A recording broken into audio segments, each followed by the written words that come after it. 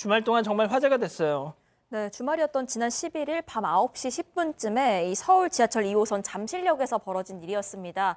당시 그 역무원이 역사 안에서 자고 있던 노숙인을 내보내려다가 실랑이가 벌어졌는데 그러다가 이 노숙인이 역무원을 위협하는 상황이 벌어졌습니다. 그랬더니 갑자기 스파이더맨 복장을 한 남성이 나타났는데 그 당시 CCTV 영상이 준비가 돼 있습니다. 잠깐 보면서 설명을 드리자면요. 네, 지금 화면이 나가고 있는데요.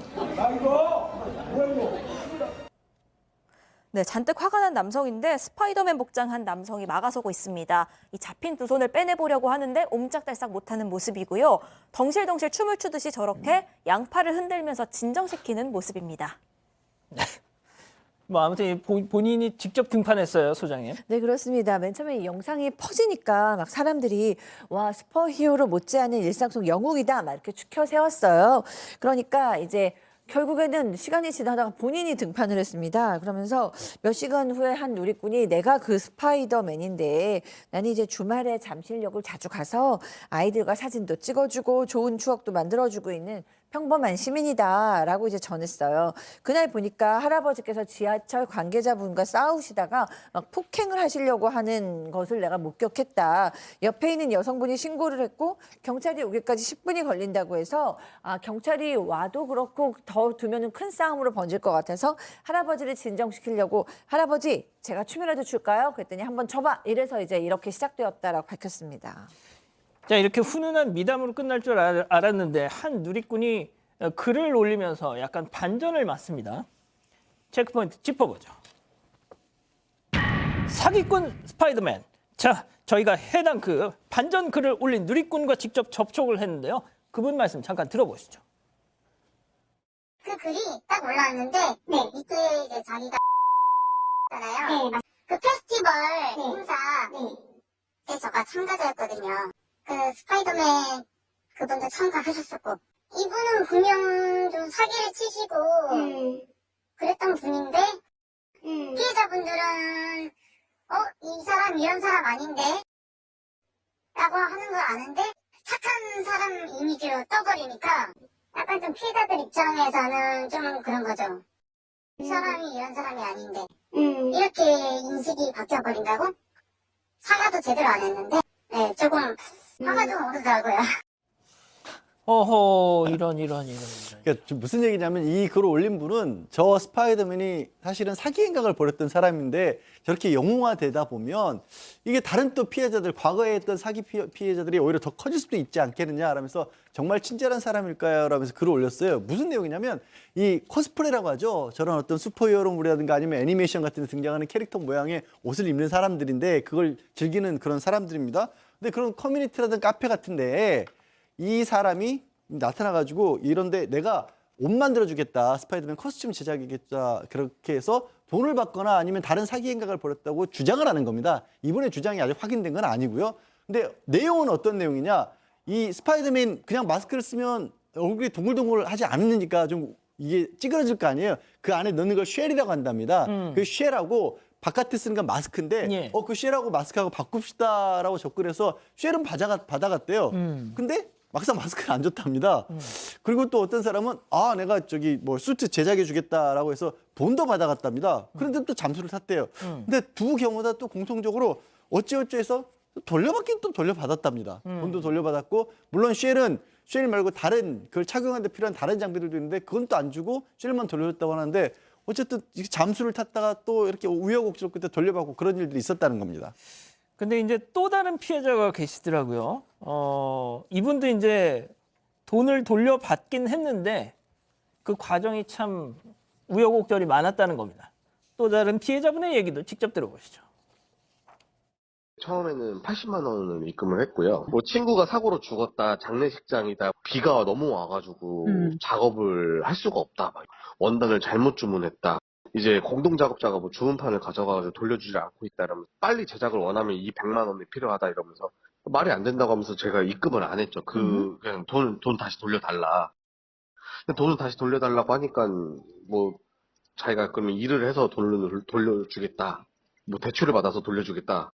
이런 식으로 자꾸 말이 안 되는 얘기를 하더라고요. 피해 사실을 글을 올려보니까 알고 보니 이제 다른 피해자들도 더 있었고 그런 걸 알게 돼서 고소장을 접수하게 됐는데 이제 그제서야 돈을 돌려주겠다라고 연락이 온 거죠.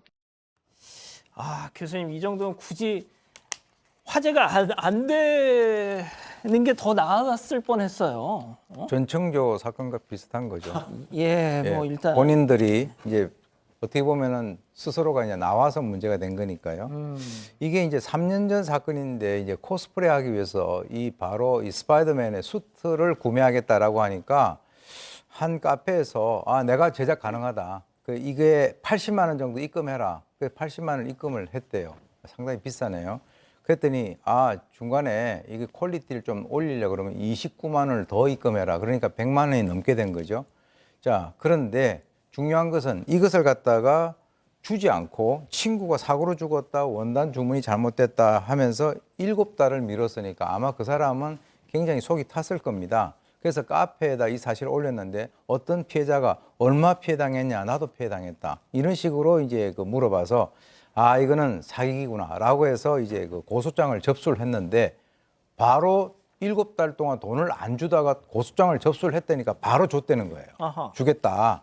그리고 이제 다른 피해자들에게도 뭐 아빠가 죽었다. 이 사람 보니까 뭐 친구도 죽이고 아빠도 죽이고 이 말이 사실이라고 한다면 이 사람이 하는 얘기가요. 실제로 자기가 만드는 것이 아니라 이 피해자들 주장이 중국산 코스튬 의상을 자기가 만든 것이다. 이렇게 속여가지고 지금 판매를 하고 있고 또 사진도 다른 사람의 사진을 갖다 도용하고 있어서 또 다른 피해자가 날 수 있다라고 하는 그런 측면에서 이것을 공개했다라고 합니다. 예. 자, 그런데 이렇다면 피해자가 더 많을 수도, 저희가 일단 두 분을 소개를 해드렸는데 그분들 말고도 더 계실 수 있다는 거잖아요. 네, 그 고등학생인 피해자도 있습니다. 이 피해자의 주장에 따르면 본인이 18만 원을 내고 그 스파이더맨 마스크 주문 제작을 의뢰를 했습니다. 그런데 이 남성이 그 과정에서 내가 뭐 170만 원을 내면 아예 그 마스크랑 코스튬을 제작하는 노하우를 전수해 줄 수 있다라고 얘기를 해서 고민하다가 결국 수업을 받기로 하고 170만 원을 분납했다고 합니다. 그런데 실제로 처음 한 번은 재료들을 가지고 와서 이 피해자의 집에서 수업을 해줬습니다. 그런데 1회 수업 이후로 수업이 이어지질 않았고요. 또 그 18만 원짜리 주문 제작한 마스크도 받지 못했습니다. 그런데 이런 와중에 주문 의뢰는 다른 곳에서 또 계속 받았던 것 같습니다. 너한테 지금 재료가 다 있지 않냐라면서 내가 주문 의뢰 받은 게 있는데 그걸 너가 좀 만들어줬으면 좋겠다라는 식으로 좀 어이없는 요구를 하기도 했다고 하고요. 아직까지 이 수업료 일부를 포함해서 18만 원 피해 비용은 돌려받지 못한 상태라고 합니다. 저희 제작진이 말이죠. 이 당사자 스파이더맨 이걸 뒤집어 쓴 분한테 연락을 드렸는데 전화를 안 받으셨어요. 그래서 저희가 그분 입장을 전해드릴 수는 없고 왜 안 받으셨을까요? 자, 양 변호사님. 그런데 이 남성이 과거 본인의 사기 행각에 대해서 인정하는 듯한 얘기를 뭐 했었더라고요. 그러니까 저도 이게 이해가 안 가는 부분이 이 사람이 사기를 친 게 맞다라면 저런 코스프레를 하는 분들이 또 일정한 부분이 좀 좁을 거 아니에요, 커뮤니티가. 많은 사람들이 저걸 하는 거 아니까 서로 뻔히 알 텐데 그 커뮤니티 내에서 사기를 친 것 같아요. 그래서 단체 대방에 보면 한 분이 본인도 사기 인정하지 않았냐 이렇게 얘기를 하니까 맞다. 잘못했다. 더 싸우고 싶지 않다. 언젠간 들통날 거였다. 이렇게 얘기를 하는 거예요. 아니 저런 행동을 왜 반복해서 하고 있지? 말씀하신 것처럼 이제 제작진에서는 왜 그런지 물어보고 싶었는데 연락이 안 됐다고 하고요. 이 글을 올린 사람도 그렇습니다. 아직 확인된 건 아니지만 저 사람이 맞는다라면 이렇게 영웅시되는 바람에 인지도도 올라가고 모르는 사람들은 또 저 사람한테 일 맡길 거 아니냐. 그건 막아야겠다라는 생각에 이제 폭로를 했다라고 그렇게 말씀하고 계십니다. 그렇군요. 알겠습니다. 사건의 진실을 추적하고 싶다는 사반 가족분의 사연인데요. 궁금하시다면 사건반장 유튜브 채널을 구독해주세요.